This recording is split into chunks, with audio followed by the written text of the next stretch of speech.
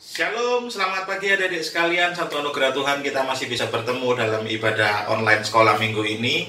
Mari kakak mengajak sebelum kita memulai ibadah sekolah minggu ini, disiapkan semua alat tulisnya dan Alkitab untuk sama-sama mencatat kebenaran firman Tuhan yang akan disampaikan oleh Kak Yohana. Dan mari kakak mengajak sebelum kita sama-sama untuk memuji membesarkan nama Tuhan dan mendengarkan firman Tuhan, kita sama-sama berdoa.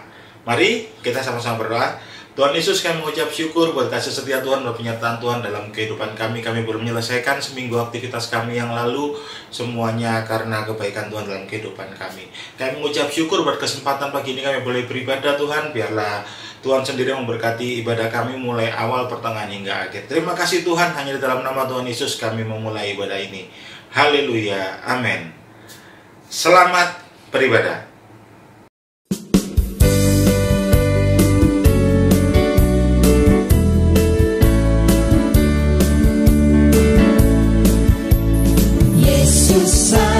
Semua Yesus sayang semua, sayang semua. Sayang papa, sayang mama, sayang kakak, sayang adik, sayang kamu, dan sayang semua.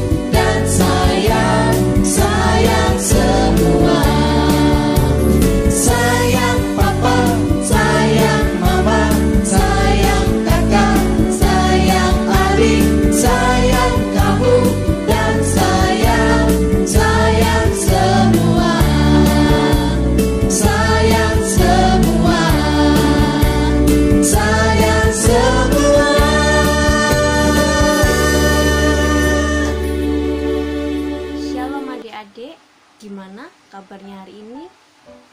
Semua pada sehat? Sudah makan? Puji Tuhan ya adik-adik ya. Karena sampai hari ini adik-adik masih diberikan Tuhan kesehatan. Adik-adik bisa melakukan aktivitas, bisa bermain, bisa makan, bisa olahraga. Adik-adik bisa beraktivitas normal ya, tanpa harus melalui proses-proses berobat di rumah sakit dan sebagainya. Puji Tuhan. Hari ini Kak Yohana mau bercerita pada adik-adik tentang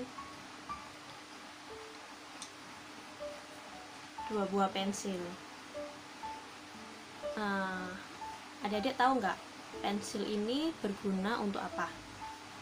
Menolong kita apa? Ya, benar, Jeremy ya, bahwa pensil itu berguna untuk kita menulis. Benar sekali. Lalu gimana caranya sebuah pensil yang kan pensil kan kalau baru bentuknya kayak gini adik-adik ya. Sini. Itu bisa kita pergunakan sebagai untuk menulis. Bagaimana caranya? Ya, benar. Dengan cara meraut. Di sini Kak Yohana udah siapin rautan. Kita buat supaya pensil ini bisa kita gunakan untuk menulis. Nah, Kak Yohana mau meraut pensil.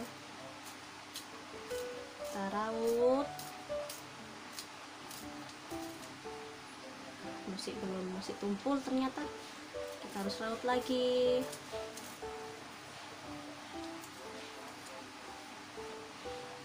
Cukup? Masih kurang ya adik-adik ya. Kita runcingkan lagi supaya kita bisa membuat tulisan yang bagus. Nah, nih pensilnya, lihat nih, udah runcing ya adik-adik ya, pensilnya udah sangat runcing.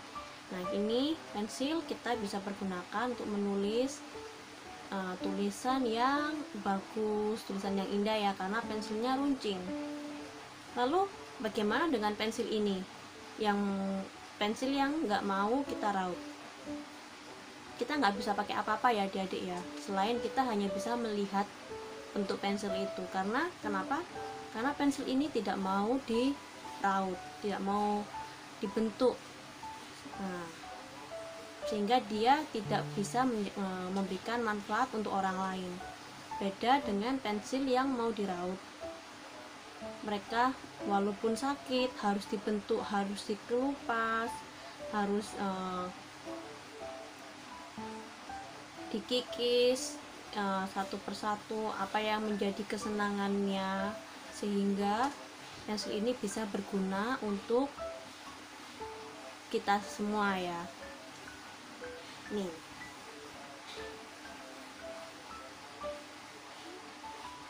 nah seperti halnya kita adik-adik, kita itu hidup ibarat seperti sebuah pensil. Saat ini kita sedang melalui proses perautan, di mana kita semua sedang belajar. Kita harus mau membuang kemalasan, membuang roh-roh yang tidak mau taat, roh-roh yang malas, yang mau hidup semaunya sendiri, gak mau nurut sama orang tua gitu. Itu semua kita harus buang. Supaya kenapa? Supaya kita bisa menjadi pensil yang runcing ini, yang bisa bermanfaat untuk semua orang gitu. Terus gimana Kak caranya supaya kita adik-adik bisa menjadi pensil yang runcing? Caranya kayak gimana? Yaitu dengan cara kita harus rajin belajar, mau dengar-dengaran sama nasihat orang tua, mama papa, guru, dan opa oma, dan orang-orang yang lebih tua lainnya ya gitu. Mungkin nggak enak ya adik-adik ya rasanya ya, pas lagi adik-adik lagi enak-enak main, lagi enak-enak tidur, tiba-tiba dipanggil, Dev, ayo belajar gitu. Atau Kesya, ayo mandi, waktunya sekolah, ayo kita zoom, kayak gitu ya. Nggak enak kan ya, lagi enak-enak, mama aku masih ngantuk, nanti aja gitu. Atau kita gini, ma aku lagi seru ini main gamenya, nanti dulu belajarnya. Nah itu salah satu bentuk kalau adik-adik nggak taat kayak gitu ya. Ketika kita mau taat, artinya kita harus mau menuruti apa yang menjadi nasihat atau perintah dari orang tua. Seperti itu adik-adik ya.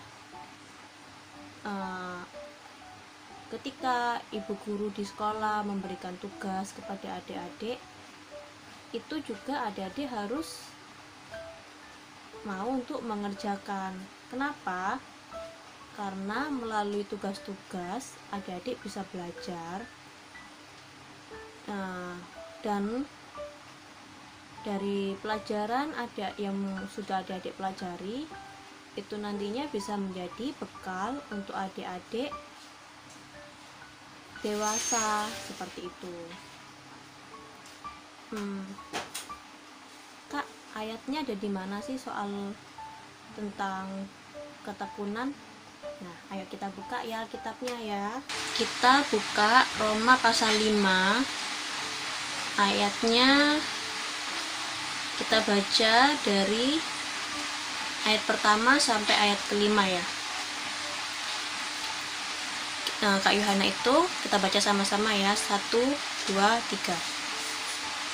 Roma 5 ayat yang pertama. sebab itu kita yang dibenarkan karena iman, kita hidup dalam damai sejahtera dengan Allah oleh karena Tuhan kita Yesus Kristus. Oleh Dia kita juga beroleh jalan masuk oleh iman kepada kasih karunia ini. Di dalam kasih karunia ini kita berdiri dan kita bermegah dalam pengharapan akan menerima kemuliaan Allah. Dan bukan hanya itu saja, kita malah bermegah juga dalam kesengsaraan kita, karena kita tahu bahwa kesengsaraan itu menimbulkan ketekunan, dan ketekunan menimbulkan tahan uji, dan tahan uji menimbulkan pengharapan, dan pengharapan tidak mengecewakan, karena kasih Allah telah dicurahkan di dalam hati kita oleh Roh Kudus dan telah dikaruniakan kepada kita. Kita lanjut ya, ayat ke-6 ya. Karena waktu itu kita masih lemah, Kristus telah mati untuk kita, orang-orang durhaka, dan pada waktu yang ditentukan oleh Allah.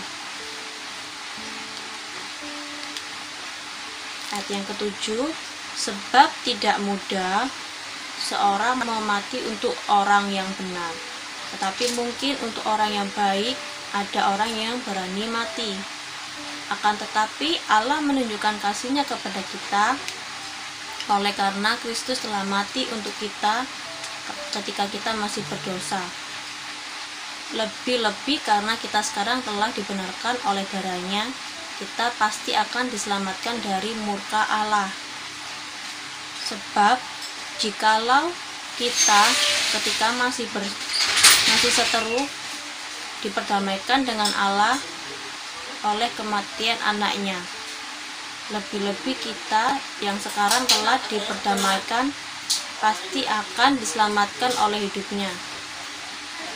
Dan bukan hanya itu saja, kita malah bermegah dalam Allah oleh Yesus Kristus Tuhan kita, sebab oleh Dia kita telah menerima pendamaian itu. Gitu.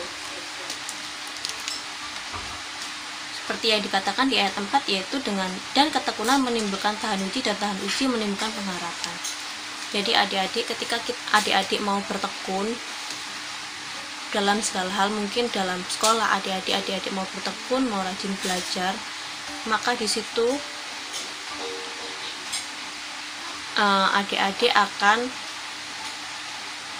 beroleh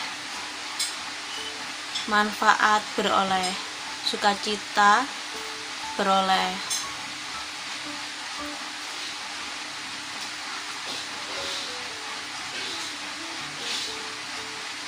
pengharapan di dalam Tuhan, kayak gitu ya adik-adik ya. Gak apa-apa walaupun mungkin ada sedikit yang harus adik-adik korbankan ya, yaitu mungkin kesenangan adik-adik, tapi nanti adik-adik akan percaya kalau suatu saat ketika adik-adik dewasa, adik-adik akan merasakan manfaat dari ketekunannya adik-adik. Kalau adik-adik nggak mau belajar sekarang, nggak mau bertekun, malas-malasan, maka nanti ketika adik-adik dewasa, adik-adik akan kesulitan dalam bekerja, atau mungkin kesulitan dalam masuk perguruan tinggi atau kuliah. Adik-adik akan kesulitan untuk menyesuaikan diri dengan lingkungan. Tapi ketika adik-adik mau bertekun, adik-adik rajin belajar, mau taat sama orang tua, nantinya ketika adik-adik dewasa, adik-adik akan mudah untuk meraih impian-impian adik-adik dan meraih cita-cita adik-adik. Jadi gimana, adik-adik mau tetap bermalas-malasan atau mau bertekun?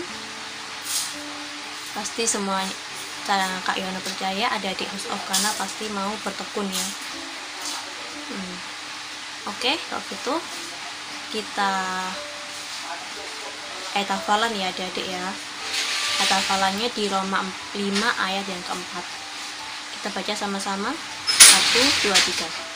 Dan ketekunan menimbulkan tahan uji, dan tahan uji menimbulkan pengharapan.